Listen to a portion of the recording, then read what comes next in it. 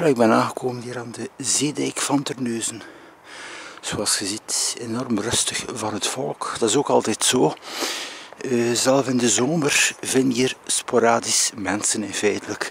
Ja, het is allemaal de gewoonte, zeg ik. Want misschien gaan we als Belg meer naar buiten.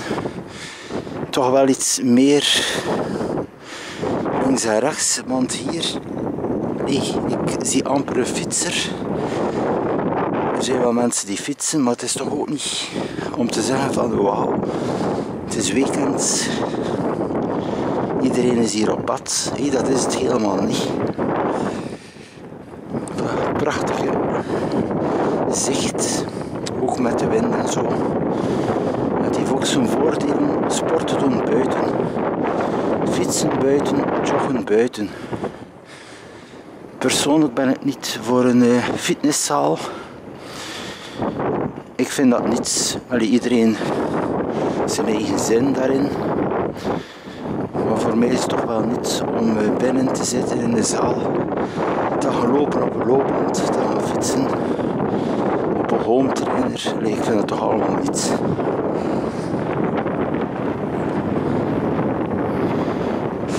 Een prachtig zicht hier.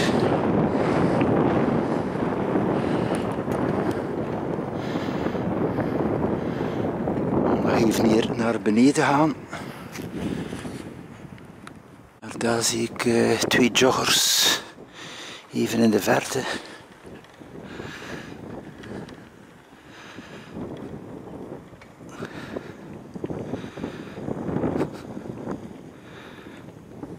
Nog een prachtig zicht op de dijk hier van Terneuzen.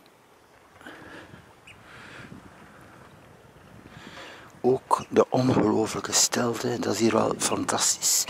Iemand die van stilte houdt. Het geluid van de vogels, van het water. Het is een perfecte plaats om hier te fietsen, te wandelen.